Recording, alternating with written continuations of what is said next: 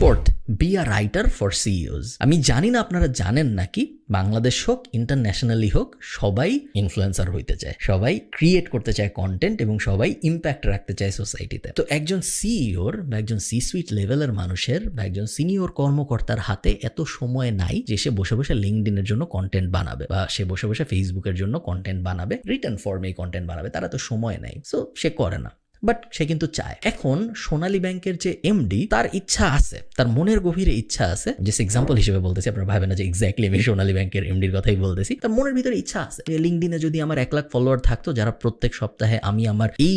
লম্বা banking experience থেকে যা শিখেছি এটা আমি শেয়ার করবো, তারা অনেক দেখবে, সবাই এটা চায়, সবাই এটা লাইক করে, বাট অনেকে এটা রিয়ালাইজ করে না। অনেকে যারা রিয়ালাইজ করে তাদের হাতে তো সময় নেই যে তারা বসে বসে কন্টেন্ট লিখবে। তো আপনি কি করবেন? Be a writer for CEO's. আপনি এদের সাথে যোগাযোগ করবেন, আপনি এদের সাথে যোগাযোগ করে বলবেন যে ভাইয়া আমি প্রত্যেক মাসে 2 দিন আসবো, একটা টেপ রেকর্ডার নিয়ে আসবো, আমি আপনাকে বিভিন্ন জিনিস জিজ্ঞেস করবো, আপনি আমাকে গল্পের মতো করে বলবেন, এরপরে আমি বাসায় যাব, আপনার লিঙ্কডইনের জন্য আমি কন্টেন্ট সাজাবো, সুন্দর করে ফরম্যাট করবো, ইমেজ বসাবো, এই করবো সেই করবো, আমি পোস্ট করা শুরু করবো, আপনাকে একজন অথরিটি হিসেবে আমি দাঁড় করানো শুরু করবো। শুধু যে সি সুইট লেভেলের মানুষদের হতে হবে তা না, এই জিনিস আপনি ইয়াং স্টার্ট আপ ফাউন্ডারদের সাথেও করতে পারেন, কারণ স্টার্ট আপ ফাউন্ডারদের বেশিরভাগ সময় ফান্ডিং লাগে, এবং ফান্ডিং যখন দেওয়া হয় তখন অনেকগুলো মেট্রিকের মধ্যে একটা মেট্রিক দেখা হয় যে এর ইম্প্যাক্ট কিরকম, এবং এই কারণেই স্টার্ট আপ ফাউন্ডাররা চায় তাদের লিঙ্কডইন অনেক স্ট্রং হোক, তাদের ফেসবুক অনেক স্ট্রং হোক, তাদের সোসাইটাল অথরিটি ইম্প্যাক্ট অনেক বেশি হোক। সো তাদেরকেও আসলে টার্গেট করা যেতে পারে।